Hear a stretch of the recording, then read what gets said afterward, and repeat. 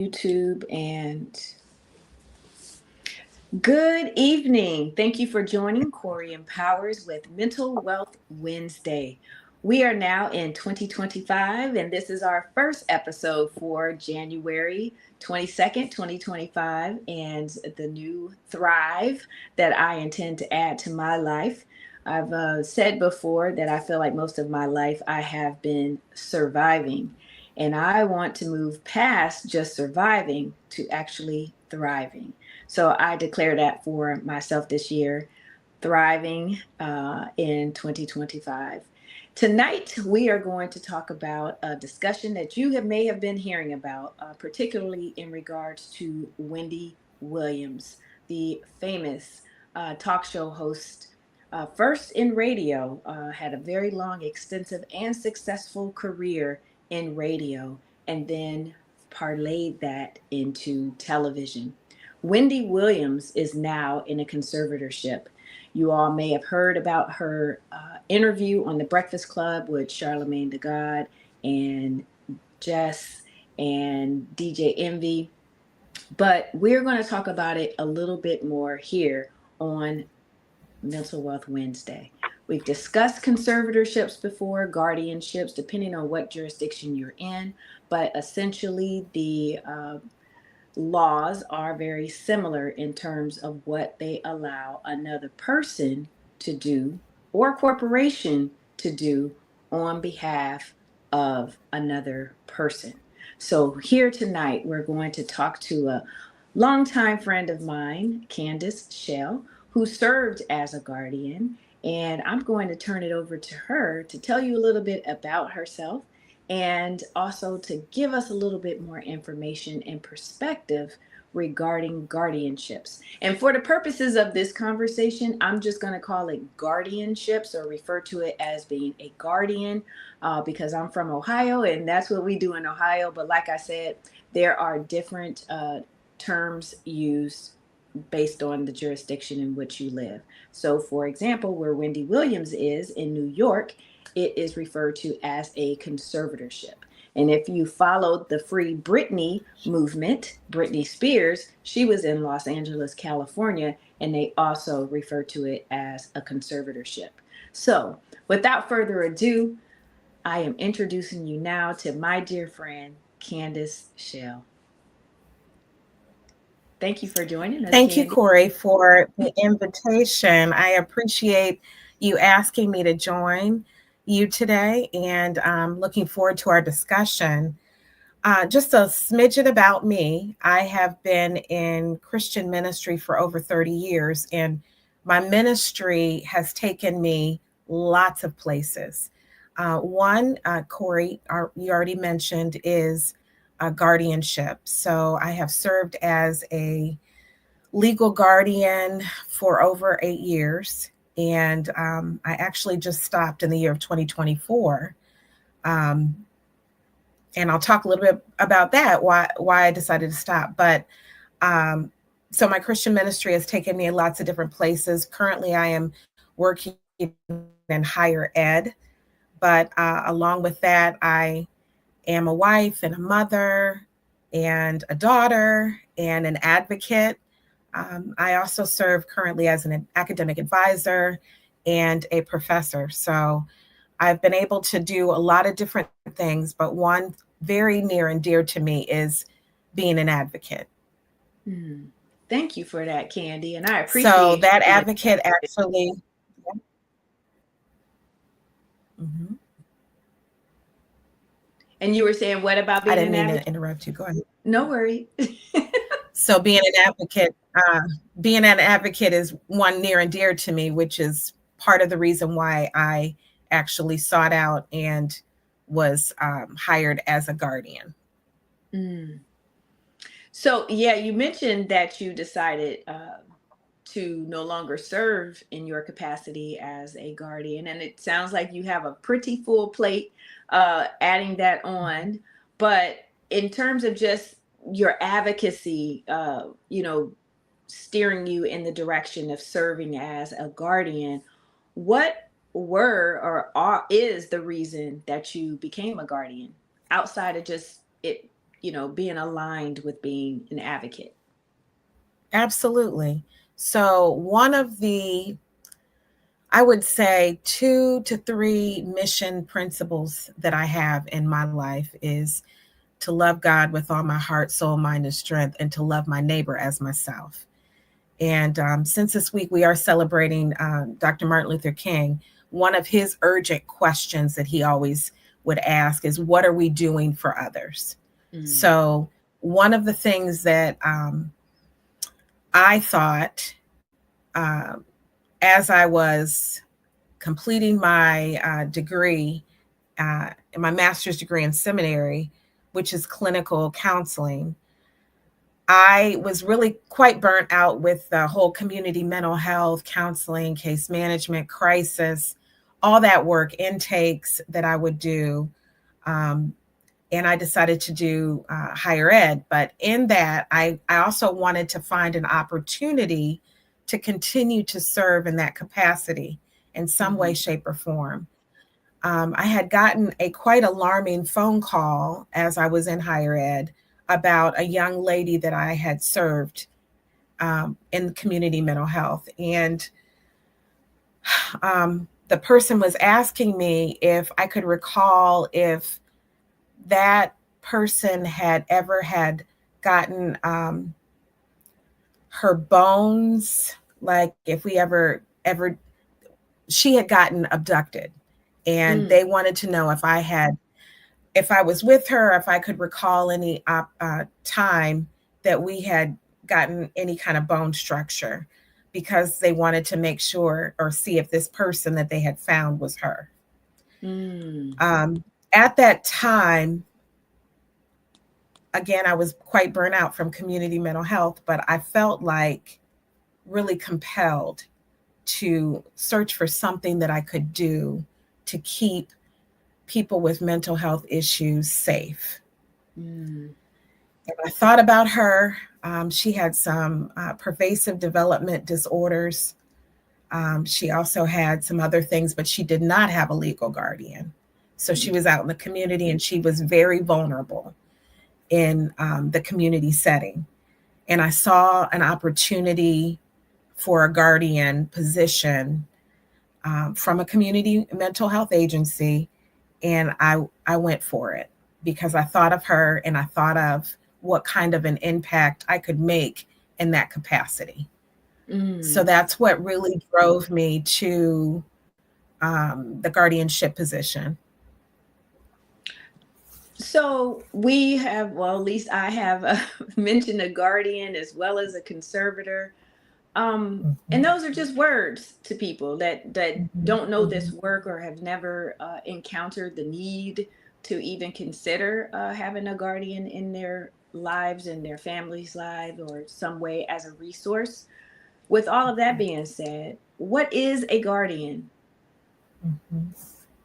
So, a guardian is a person that would be legally appointed by a probate court for a mentally impaired person, or they could also be physically have some sort of physical or mental illness. Um, they would be appointed by the probate court to serve to represent that person's best interests.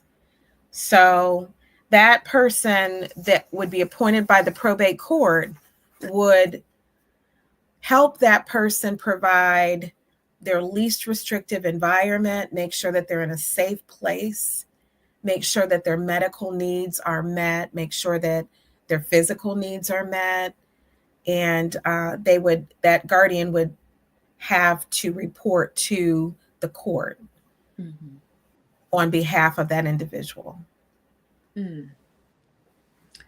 It sounds like a very, very important role in a person's life. Why wouldn't a family member or a friend serve as a guardian?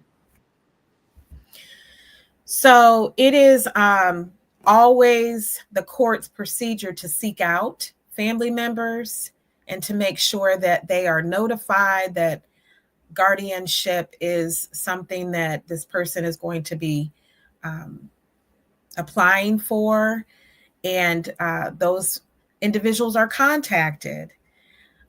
Some individuals come forward and say that they would like to be the guardian of family member or friend, but it is up to court to decide and to determine if that person is appropriate to be in that role of a guardian. If there's a conflict of interest, if there's some family strife, if there's something else going on, then it's not always the best decision for a family member to be the legal guardian, but it is definitely one that the courts do encourage. Mm-hmm. So with the guardianship and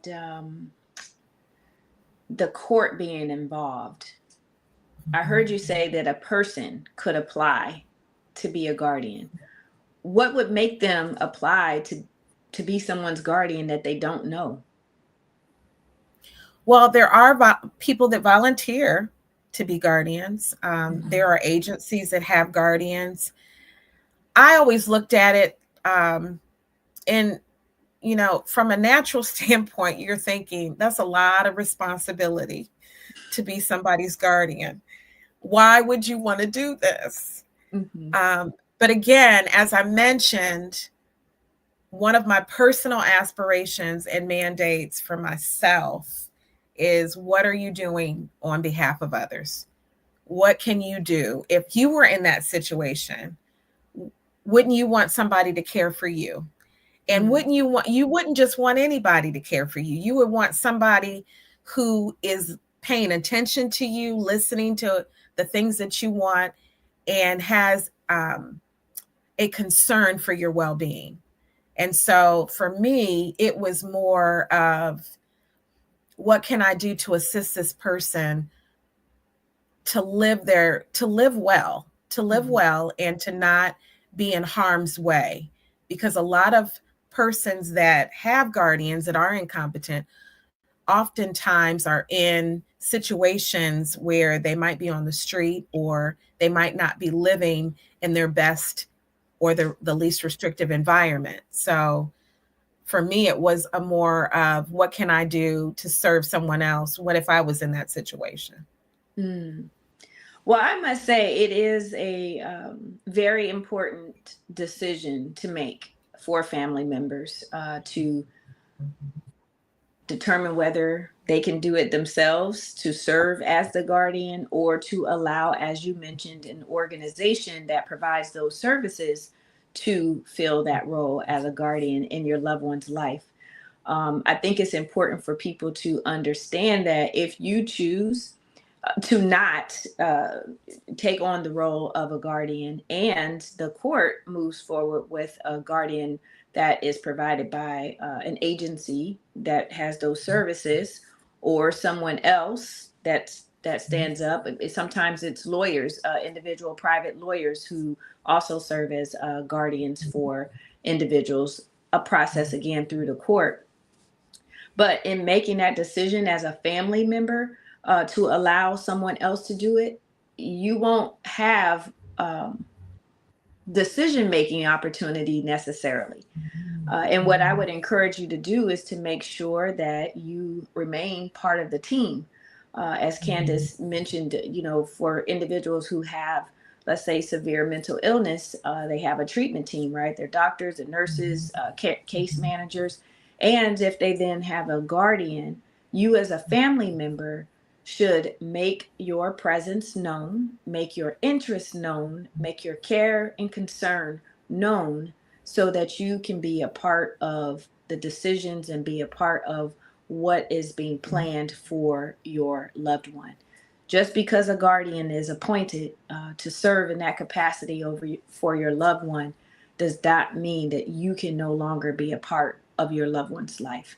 And I just think that is so important to note. But we are going to get into some of the challenges with guardianships. I just wanted to lay the foundation, because it is a very, very important role to have, and it's a resource. I've always looked at it as a resource in my own life, in terms of providing full scope of services for my loved one who lives with severe mental illness.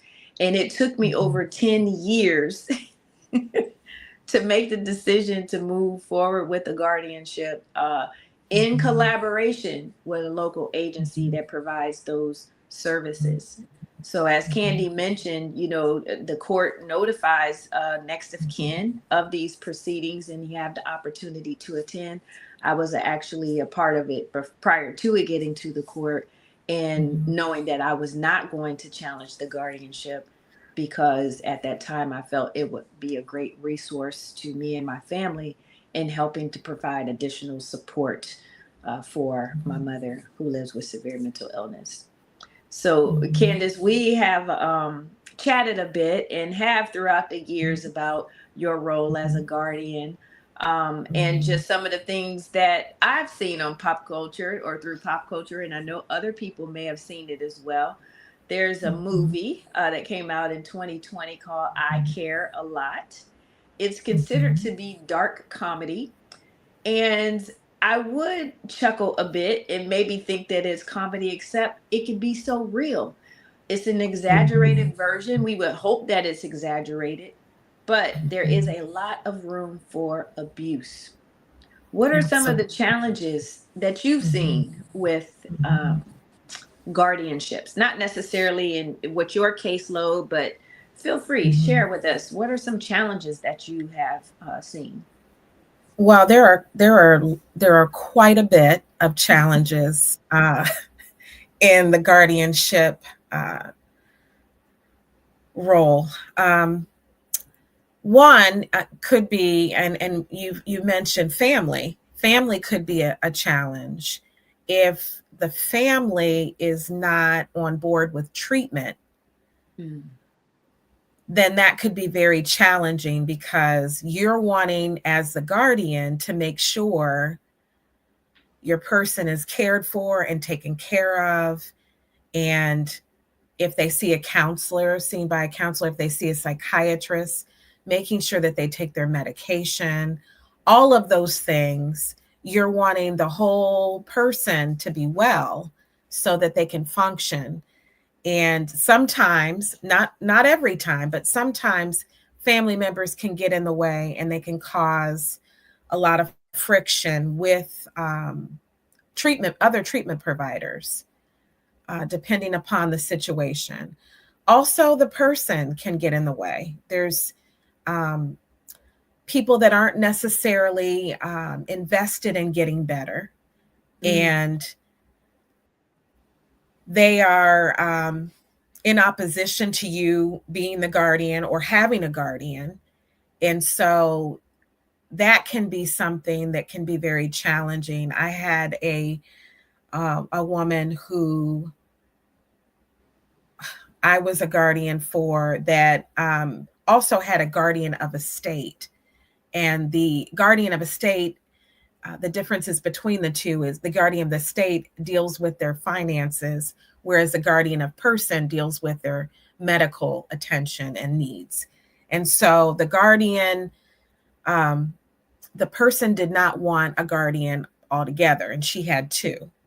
So that presented quite a bit of issues, from not wanting visitations to not wanting to just challenge guardianship. So ultimately, it came down to, she made sure that she went to all of her appointments. She actually sought out a different psychiatrist and got the psychiatrist to say that she was competent and could take care of herself.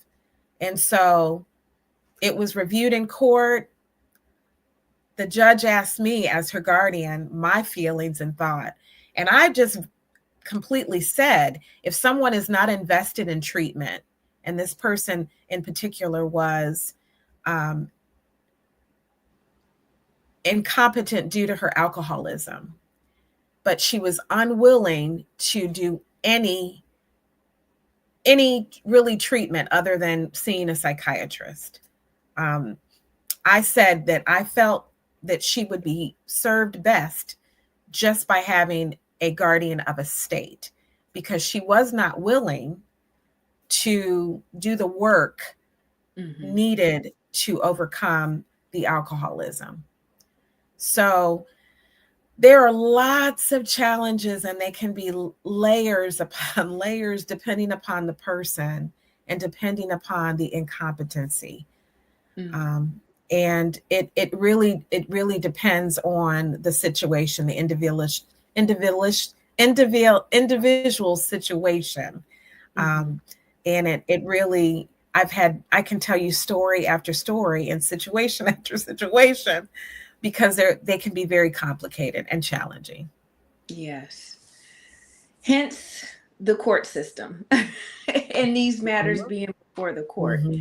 And what I've seen just in my practice and again in pop culture, which tries to, give some truth, if you will, to real life in terms of the procedure for guardianships, there is an opportunity for the person to be represented. It's not just, having this court proceeding, everybody is talking without the ward, if you will, having the opportunity to be there and or to have representation. Now, have you been in any proceedings where the ward has a separate lawyer that is also representing him or her? Yes. How did that work? And that actual situation that I just gave you, that scenario, she had her own separate attorney. And it was fine. It worked fine because I came into the situation understanding and knowing that she was unwilling to do any of the work that she needed to do medically. And so I had to back off because she had already sought out a psychiatrist that agreed that she was not incompetent. And her attorney was representing her. And although the judge sought out my expertise and my opinion, I was able to give her my opinion and my expertise, but also let my ward understand that I respect her decision. Because it also is that you just respect the decision of the individual and whatever level they're on of incompetency, or this is how I'm going to live my life. And that's the other thing, that although at one point she was deemed incompetent, and she actually had been her license had been taken. There were lots of things that had occurred, but she was able to live independently. Although she struggled, she was able to live independently. She was able to drive herself to appointments. She was able to do the work without doing the other work that she needed. And some, in those instances, those were the only things that I could report on and say that this is what she's done and this is what she's not willing to do. And that judge deemed that she would release her from the guardian of person, but keep the guardian of estate. Thank you for bringing up that distinction, because there are two types, and I don't know if other states outside of Ohio have different types of guardianships, but it's important to note what things each guardian is able to do on behalf of the person, because there are a certain set of decisions that one would make in terms of the estate versus the decisions of the person with just guardianship of the person. And just in my, personal experience and having an expectation, like, you're the guardian, you're supposed to do like all this stuff, but they're not, because it depends on how the court authorized them to proceed in your loved one's life. And so it's important to know what they are able to do and what they're not able to do, because you don't want people to go outside the scope of their duties in terms of whatever their authorization is with the type of guardianship that they have over the person. And so, with that, Candace, we've previously talked about a couple of movies. One, I don't know if people have seen this one because it's like super old. One version of it, I think there are two versions of it, but 1944 is when one of these movies that I want to talk about came out, and it's called Gaslight. Have you heard of that movie, Gaslight? I don't think I have. I don't think I have. Kansas, we have to talk a little bit about Gaslight, because I Mhm, thought, because I watched the movie, I thought it was just the title of a movie. But it's quite mhm, honestly a psychological manipulation of the extremist kind, the most extreme kind, mhm, in mhm, terms of what people do, unfortunately, on a day-to-day basis to other people. And I thought it was mhm, just the title of a movie. But here's the mhm, genesis of the movie. There was a mhm, young woman who, she didn't necessarily have a diagnosis, but everyone knew her to be a little bit sensitive, maybe a little emotionally just, I don't want to give a negative connotation to it, but there might have just been slight issues in terms of her emotional control and things of that nature. But ultimately, and she was protected throughout her life because of that. So she also was very wealthy. She came from a very wealthy family. Ultimately, growing up, getting married, which most people want to do based on our societal norms, but her husband had ulterior motives.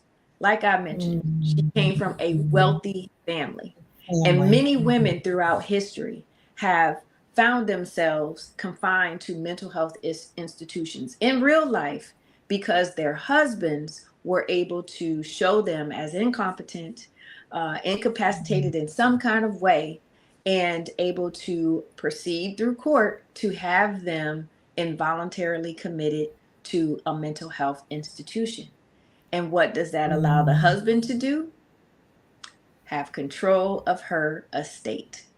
State. Mhm, So that is depicted in this movie called Gaslight. Ultimately, she was able to mhm, not be confined to a mental health institution, although that was his goal, and ultimately to control her estate. I encourage people to watch that just to see what I'm talking about and how this plays into the whole guardianship discussion.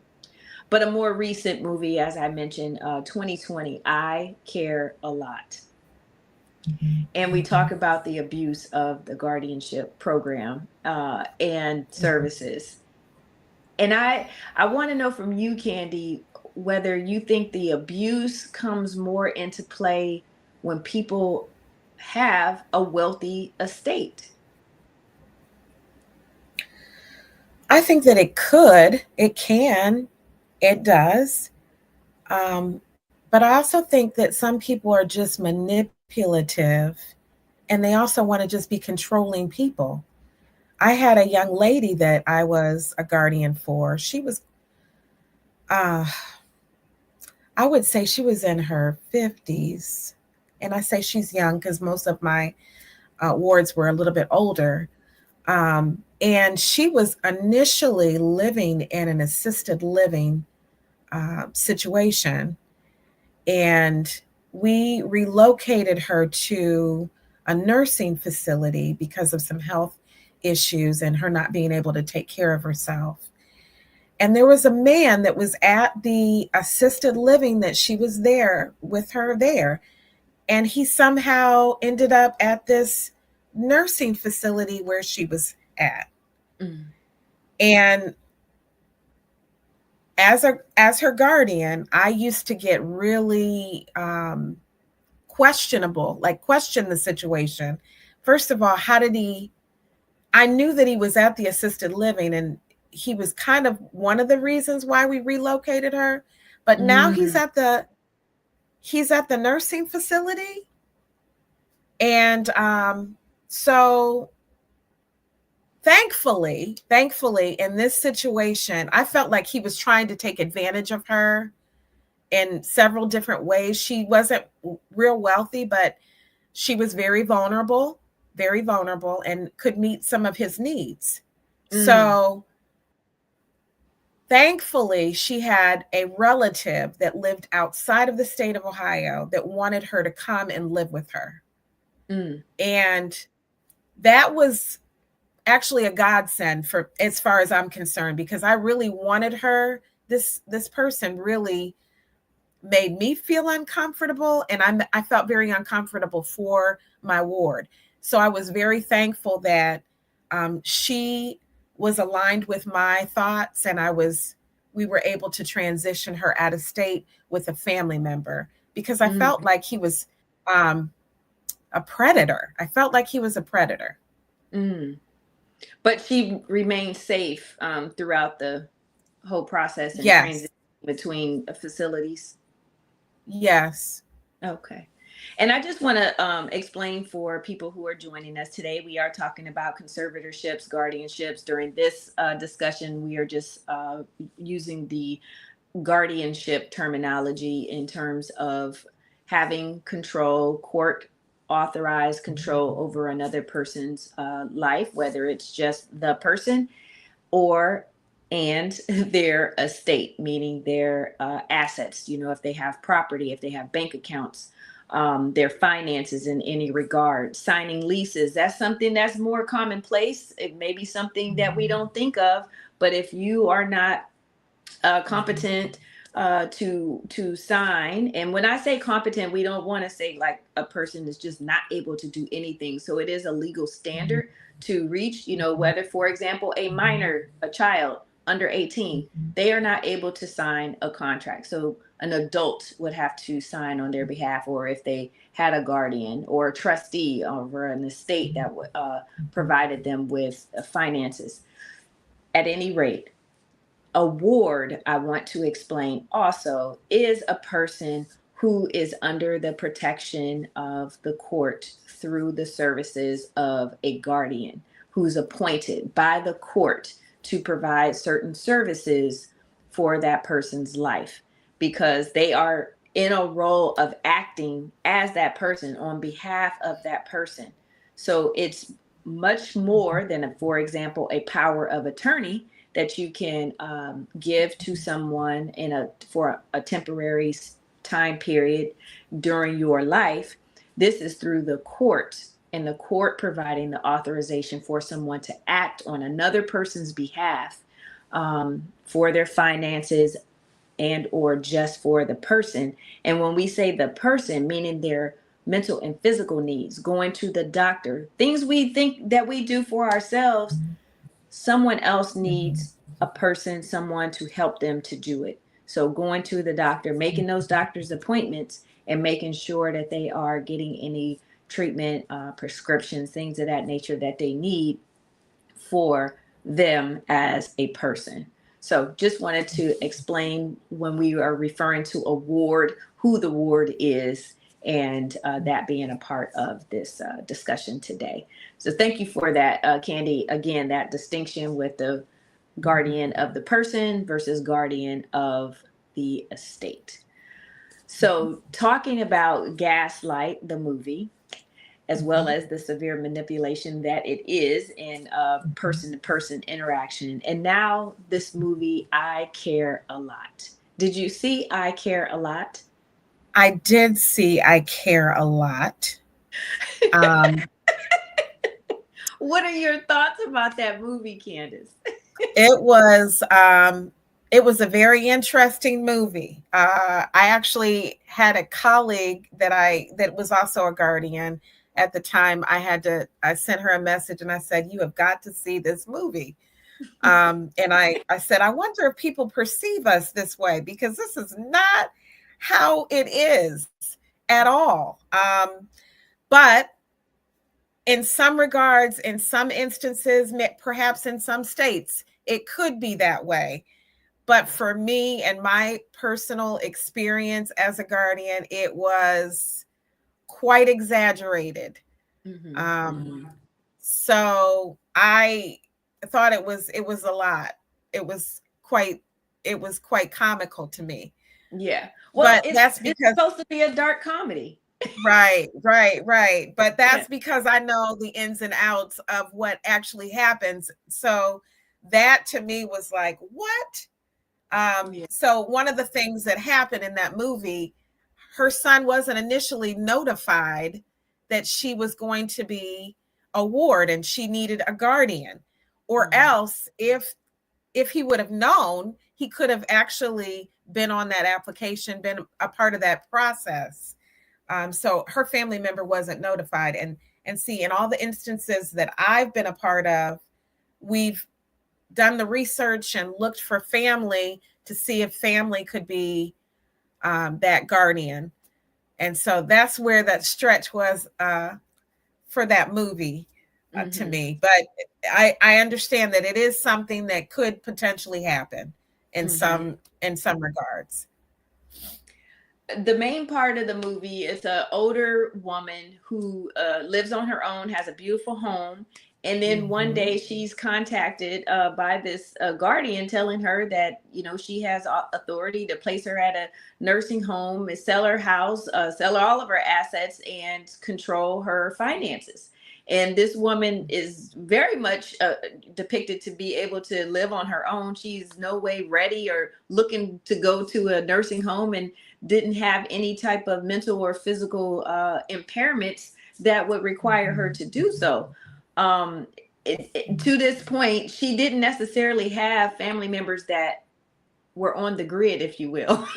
Her family was off the grid. So you really have to watch the movie to see. But Candy, I really didn't think it was too far of a stretch because of the authority that guardians have. And yes, they have a responsibility to provide reports to the court, a breakdown of the assets and if they sell those things.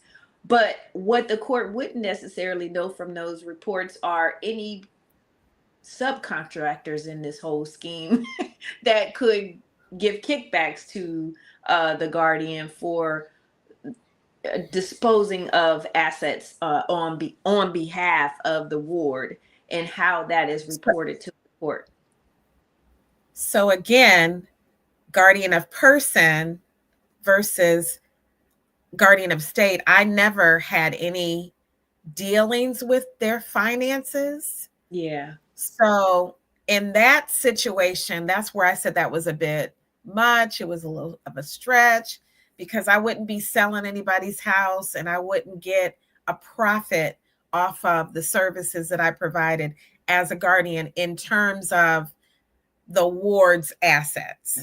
So that's where I'm saying that was a bit much. That was a little, I get it.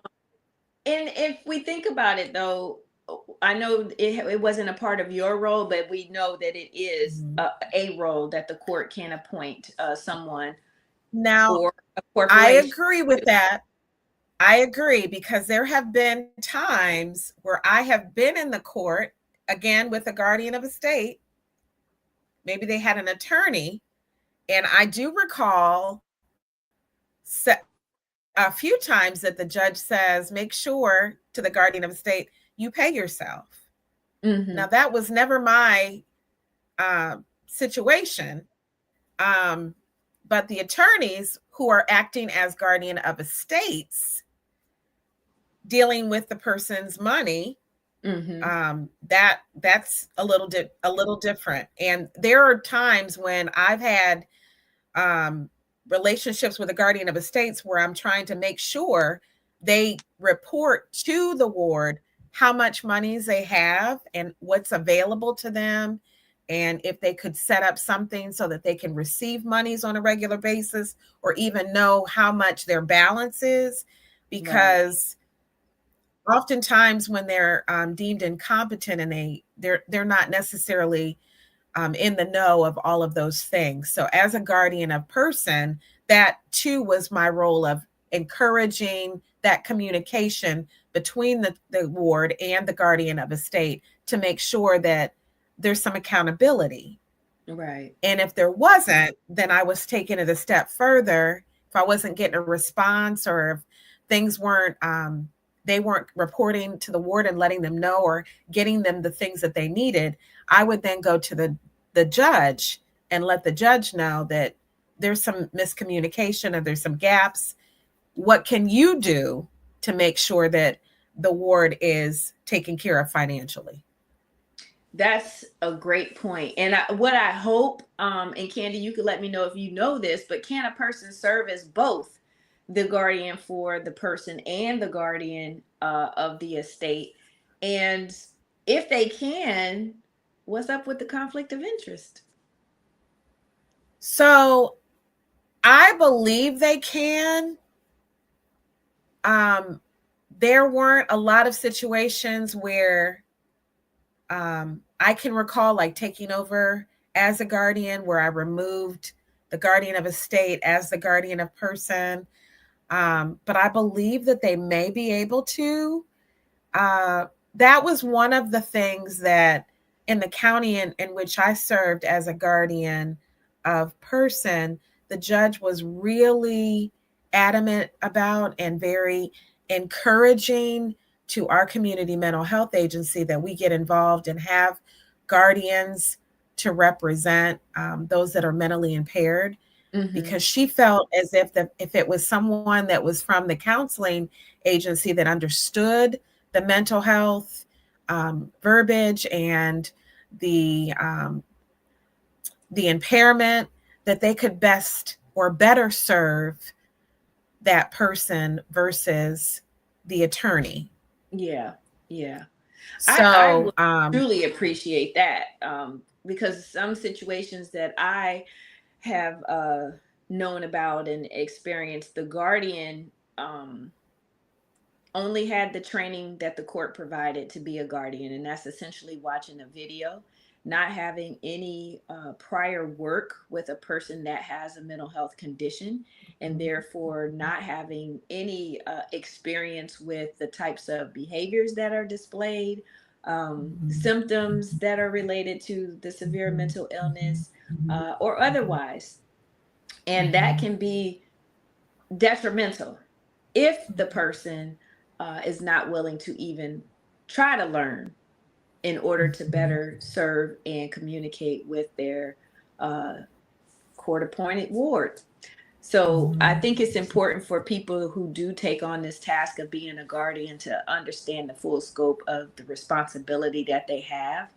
I know that it's a lot of work, but it's very, very important work. And guardians do get paid. So whether you are working for an agency and the agency is paying you, the agency is being paid by the court to provide a service, like an administrative fee from the ward's estate or any other funds that are allotted to providing pay to people who serve as wards. So it is important to understand as a part of it. It's not like free service or pro bono. People do get paid for the work. That is correct. Should. And I yeah. Absolutely. I actually got paid through our community mental health agency. I was an employee of the community mental health agency representing the court for that ward. But that's where I got my salary. So, Candace, we talked about gaslight. We talked about I care a lot. And you said, I care a lot. That was a stretch. Maybe because you are the guardian of the person, not the guardian of the state. But what we know is real is a real life situation that's currently happening now. And that's Wendy Williams. I was a fan, am a fan of Wendy Williams, loved the show. It was my, decompressing activity after a long day's work, sipping my tea and just chilling out, watching Wendy Williams and Hot Topics and all the things, great guests that she had on. But now we have Wendy Williams, who has shared with us publicly through the Breakfast Club interview that she feels trapped in this facility and does not have a full understanding of all that is going on around her in terms of this guardianship, conservatorship, as it's called in New York. It doesn't seem like there's a good relationship with the conservator and Wendy and her family. The family did not know where she was for some extended period of time. Her condo was sold, her belongings have been sold, and now she is facing the possibility of not being able to celebrate her father's 94th birthday because that decision is in the control of her conservator, who has, how did she put it? Maybe implied or put it out there gently that, it's questionable about whether Wendy would be able to go. So we know that there are situations like this, maybe only because we know about it because Wendy is so famous and people have followed her career for so long. But she is one who had a certain amount of wealth that could benefit a person serving as her conservator. So, what are your thoughts on Wendy Williams and the situation she's in now? Well, initially, I had seen some clips of a documentary and she didn't look well. But then I listened to what you were referring to with Charlemagne the God and The her Breakfast Club interview. and her. Yes. And she did not at all sound to me incompetent at all. And so my initial thought was, when is she going to be reviewed? Because that happens yearly. It should happen yearly, where she should be reviewed by the probate court there where they're at. I don't know if the laws are different, but if it was not written off by a psychiatrist that, yes, indeed, she needs a guardian for the rest of her life, then she should have the opportunity to have that revisited. Right. So I would like for that to be revisited because it does not sound to me like she fits the bill of someone who is incompetent.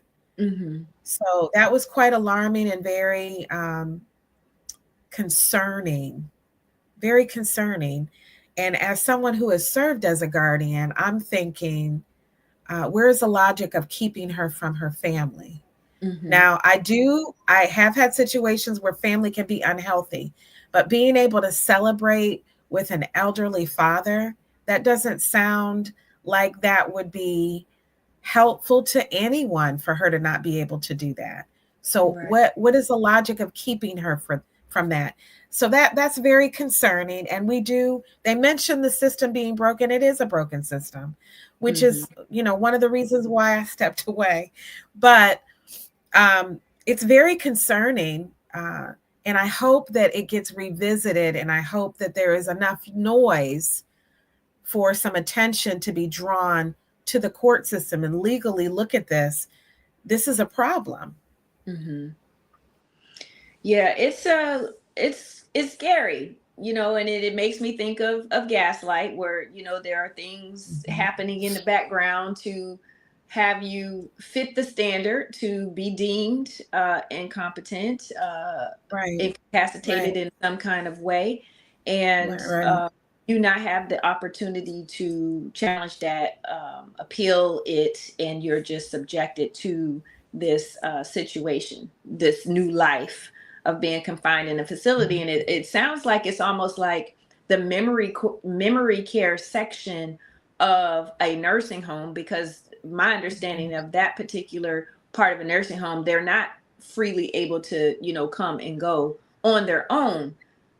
And I don't know what restrictions there would be for, you being able to go somewhere with your family member. You should be able to go out, for a certain number of hours a day or whatever. And the family member is responsible for bringing you back. In this situation, it sounds like the conservator is the decision maker, has unfettered discretion in the decisions in all aspects of Wendy's life, to the point of saying yay or nay that she could go to celebrate her father's 94th birthday in Florida. She did Yeah, it let her just go to her doesn't son's seem graduation. right. Well, and that's great. And so I'm hoping that she'll be able to go and spend some time with her father, because Mhm. that's time that she's not sure she'll be able to get again. So Mhm. I definitely, it's very concerning at the amount of um, decision making that this guardian is making, and Mhm. sounding like, she could move her at any time and not tell anybody.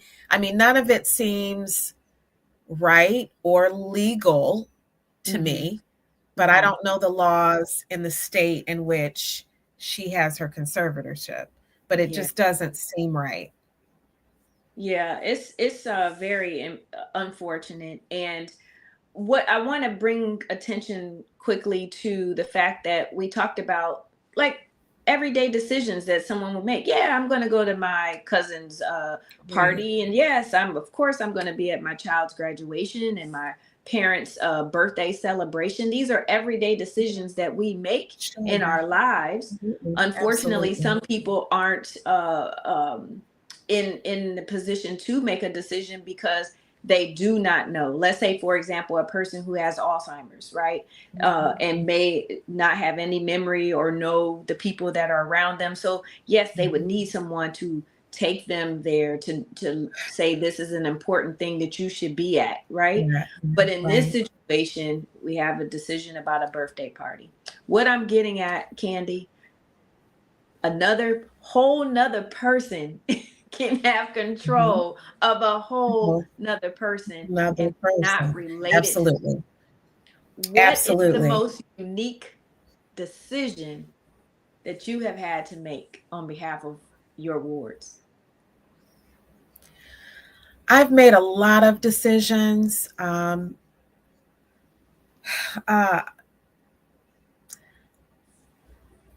I would say there are several, but unique and similar to the Wendy Williams situation. I had a young lady, and I keep calling. They're actually older than me. She's older than me, but I still call her a young lady. Whose mother was aging and is aging, and she wanted to spend as much time with her as possible. Um, she would always ask me, can I spend time with my mother? Weekly visits, lunch. Can I spend time on the weekend? Can I go home? Can I live with her? Okay. Um, I would always say, yes, you can go to lunch with your mother. Yes, you can spend time with your mother. No, let's talk about why I don't think it's a good idea for you to live with her. Mm, She's not able to care for herself, and I don't think that she'd be able to take care of you. But mm, was I at all ever trying to keep her from seeing her mother? No. mm, And I would communicate. The mother would call me and ask me, can we see each other? And I would reiterate over and over again, I am not trying to keep you from having a relationship with your daughter. You right. all can see each other as often as you would like. Now, some of the problem comes in um, when, the mother may have some issues herself that need attention, and those get in the way with the issues that the my ward has. So Mhm. those types of things can be very difficult. One other one, it was a gentleman who was accused and convicted of pedophilia, but he was also incompetent. This situation was a situation where he was in a nursing facility that was horrible, and I didn't like, always felt bad when I went there. And when I would talk to him, every time I talked to him, he says, can you please get me out of here? Mm, So in this situation, I had to approach the court, but it was another layer because he had been convicted, although he wasn't in prison. Basically, from what the judge and the attorney said, This is similar to his prison sentence. That was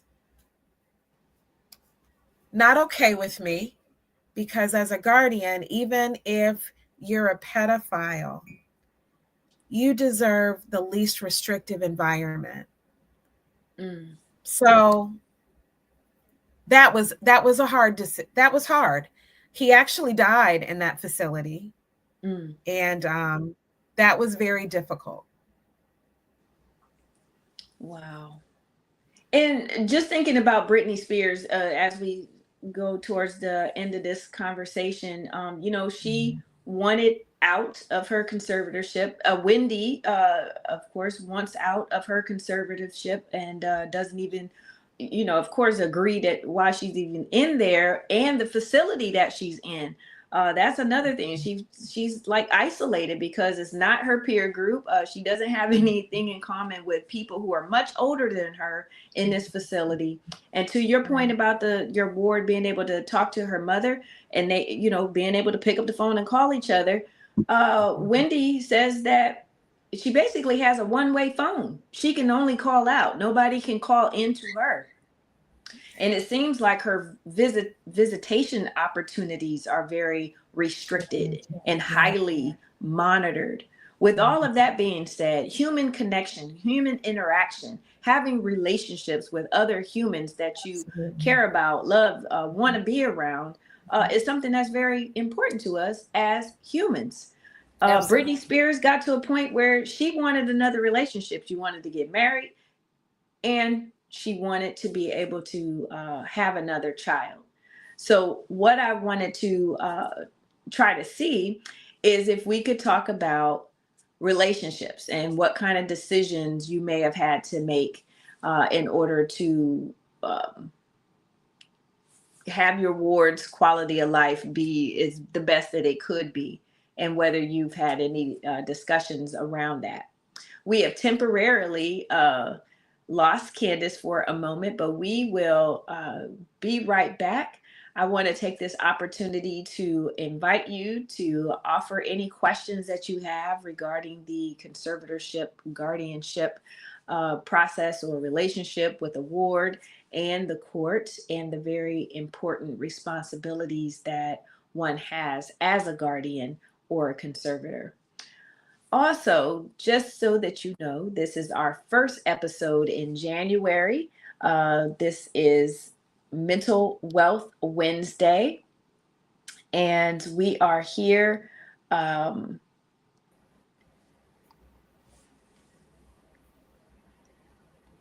we're bringing Candy back in. Candy, are you there? I am. All right. So I was doing a filibuster right quick. But just thanking everyone for joining us. Welcome any questions. And what I was giving you, laying the foundation for our relationships, the significance of relationships. Brittani Spears wanted to get married, to have another child. And so with all of that, if you had a ward, that seems to be a question that may come to you, Candy. If a person is able to be in a relationship, it actually has. Okay. It actually has. And from what I understand in the state of Ohio, if you get married, that guardianship is terminated. Okay. So, but have you had to be a part of any decision for a person who wanted a relationship or to be with someone else? You mentioned this guy that was you didn't think that was good, and I don't know if the ward wanted to be with that person, but what if you had a ward who wants to be with someone? Would you be involved in that situation? As long as I was the guardian, I would have been involved in that situation. I was actually involved in that situation. Yeah, that's a lot. Okay. A whole lot. No, seriously, tell us why was it a lot? Give us one thing. Why was it a lot? Well, you're not normally used to someone asking, can you have sexual relations with someone? I'm used to medical appointments, medication. I'm used to treatment So you planning. were called I'm about used to, that? yes, yes. Like what? They like called you to say, "Am I allowed to have sex with so and so?" The administration, like the nurse would, she wants to know, can she have intercourse with this as a Oh. guardian? Can she? You know what? It's funny, but it's not. I guess maybe that's my defense mechanism. I'm laughing because it just seems like that is such a personal thing. But this is showing how serious this role is. Guardianship. Yes, Yes. absolutely. Absolutely. Wow. Well, Candace, I truly appreciate you joining me tonight and sharing your career experience as a guardian. As I mentioned, Brittany Spears, it was the whole Free Britney movement when she, after 13 years, wanted her conservatorship to be terminated. Wendy is in that situation now. Free Wendy. How Yes. does a person Yeah. get out of a guardianship? Well, number one, I believe an attorney, they need to have a representative. They need to have someone advocating for them legally. And then they also need to be able to see a psychiatrist or a doctor and have that doctor review them mentally to Mm-hmm. see if a guardianship is still needed. Mm-hmm. So it's about, you have to, because this is a legal proceeding, Legal you proceeding. must go Yep. through the legal Legal proceeding channels. to have Yes. it reviewed, a Reviewed. motion, whatever it's called in the jurisdiction that you're Mhm. in. We encourage you, take an opportunity Mhm. to find out what this court appointment is called in your state. And Mhm. understand how it works in your state. Again, today we were referring to guardianship because that's what it's called in Ohio. I am a Ohio licensed attorney, and Candace worked as a guardian in Ohio. So Mhm. understand that these are called different things in different states. It's different jurisdiction, different laws. So we Mhm. encourage you to find out from a local attorney who practices in, it may be in a probate court or the family court or some type of civil proceeding, a court of jurisdiction of these types of matters. So if you want to know more, please find out in your area. I encourage you to submit any questions that you have. And again, Candace, thank you so much for joining today. This was great information. It's always a pleasure talking to you, and I truly appreciate you sharing your insight and your with your profession. Thank you for your advocacy. Thank you for your service, and thank you for all that you do in your community. Thank you, Corey, for having me. I've enjoyed our time together. Thanks. Yes, thank you.